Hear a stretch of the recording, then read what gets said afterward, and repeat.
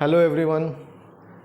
आज हम लोग आर.एस. अग्रवाल बुक के एक्सरसाइज 3D के क्वेश्चन नंबर 23 को देखेंगे।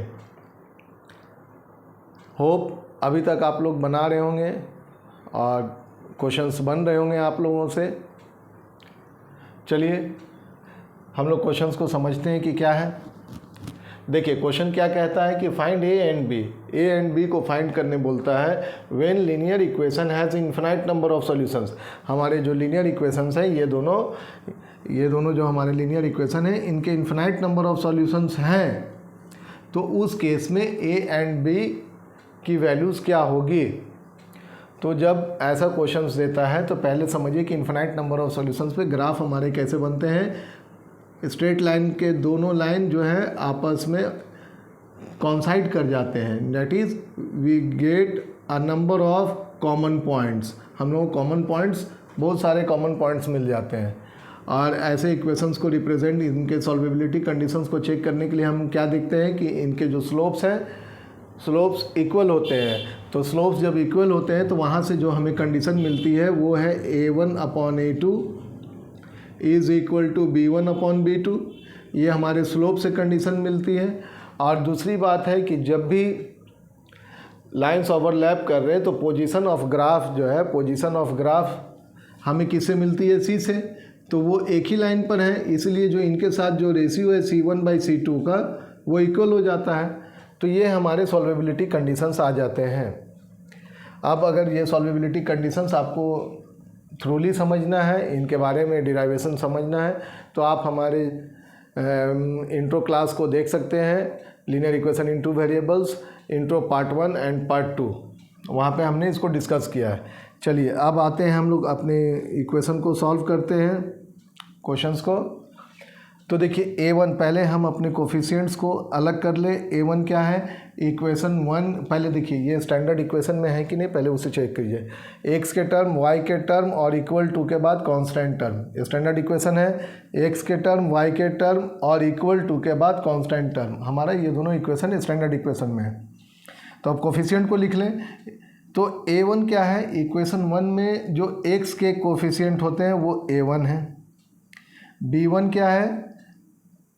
इक्वेशन 1 में जो y के कोफिशिएंट हैं वो B1 होते हैं, मीन्स -3। C1 क्या है? इक्वेशन 1 में जो कांस्टेंट टर्म है, डेट इज 7। A2 क्या है? इक्वेशन 2 में x के कोफिशिएंट को A2 कहते हैं, मीन्स A+B। B2 क्या है? इक्वेशन 2 में y के कोफिशिएंट, डेट इज -A। इसको हम लोग ब्रैकेट खोल करके लिख लेते हैं, -A minus plus -B minus minus +3, ये हमारे कोफिशिएंट हो गए। यहाँ पे ध्यान दीजिएगा, मिस्टेक होने के चांसेस हैं, आप इस बात को ध्यान दीजिएगा कि इसके आगे में माइनस साइन है, तो ये हमारे पूरे टर्म आ जाएंगे कोफिशिएंट में। उसके बाद C2 लिख लेते हैं। C2 क्या है? इक्वेशन 2 में जो कांस्टेंट टर्म है, मीन्स 4A+B, ये तो हमारे हो गए कोफिशिएंट। उसके बाद since the system of equation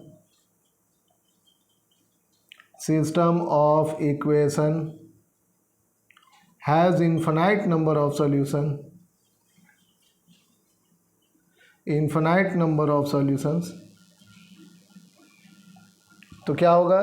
therefore A1/A2 is equal to B1/B2 is equal to C1/C2। ये कंडीशन होंगे ना?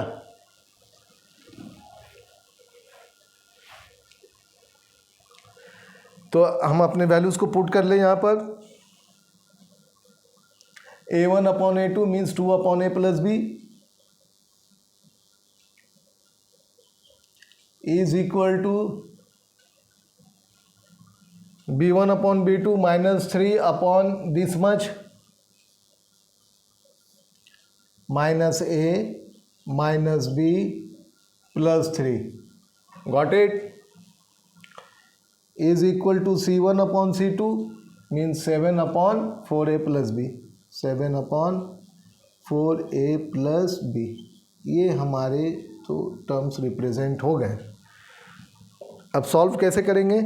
तो आइदर फर्स्ट टू को लेते हैं या सेकेंड एंड लास्ट को, या फर्स्ट एंड लास्ट को लेकर के हम लोग अपने इक्वेशंस को बनाते हैं और सॉल्व करते हैं। Got it? चलिए देखें, पहले फर्स्ट एंड लास्ट को लेकर के अपने इक्वेशंस को हम लोग सॉल्व करते हैं। इजी होगा। ये थोड़ा सा मिडिल टर्म अगर इसके साथ जाएगा तो थोड़ा सा बड़ा बनने के चांसेस हैं। तो फर्स्ट एंड लास्ट को ले लेते हैं, means 2/a plus b, sorry 7/4a plus b, 7/4a plus b. Got it? अब देखिए क्रॉस मल्टीप्लाई कर लें, 2 × 4a means 8a plus 2 × b 2b is equal to 7 × a 7a plus 7 × b 7b।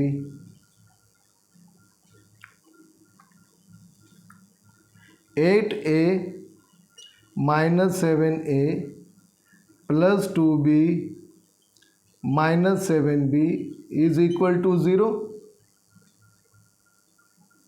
8a minus 7a that is a plus 2 minus 7 means -5 b equal to 0। ये हमारा एक equation बनेगा। क्योंकि इसमें 2 वेरिएबल हैं तो हम लोग इसको एक इक्वेशन सपोज करेंगे। अभी फ़िलहाल हम लोग अपने सेकंड इक्वेशन पे आ जाए। यहाँ से डिराइव करते हैं सेकेंड एंड थर्ड से, -3 by a minus b minus a minus b plus 3। यहाँ पर हम लोग लिखेंगे again. Okay, after solving this we will write again and this process will be followed. -3 minus a minus b plus 3 is equal to 7/4a plus b, 4a plus b। Similar process follow करेंगे, cross multiply होगा, this will multiplied by this, this will whole multiplied by this. तो -3 × 4 -12a -12a -3 × b -3b is equal to -7a -7b plus 21, 7 3s are 21. Got it? -12a plus -12a and bring -7a from up here, from this side to here, that will become plus 7a minus 3b and bring 7b in this position, then it will become plus 7b is equal to 21. Got it? -12a plus 7a, that is -5a. Minus plus will be minus and the sign will be of negative, greater one. तो -12 है, 7 है, ये दोनों minus होंगे तो 12 से 7 minus होगा 5 और साइन किसका होगा? 12 का। -3b प्लस 7b माइनस होंगे आपस में, 7 में से 3 माइनस होगा और साइन होगा 7 का, तो plus 7 minus 3 4b is equal to 21। अब ये सॉल्व नहीं होंगे, कॉमन नहीं निकलेगा, तो हम लोग इसे इक्वेशन 3 एंड इसे इक्वेशन 4 सपोज करेंगे। अब देखिए,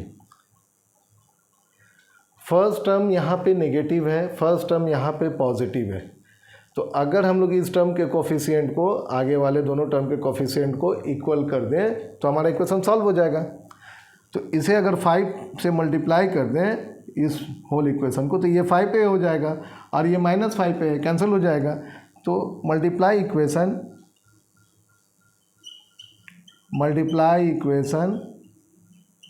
3/5 3/5 and add equation 4, we get, क्या मिलेंगे हमें?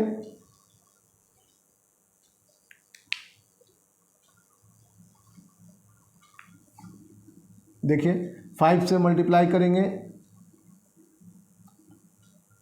तो 5 पे -25b,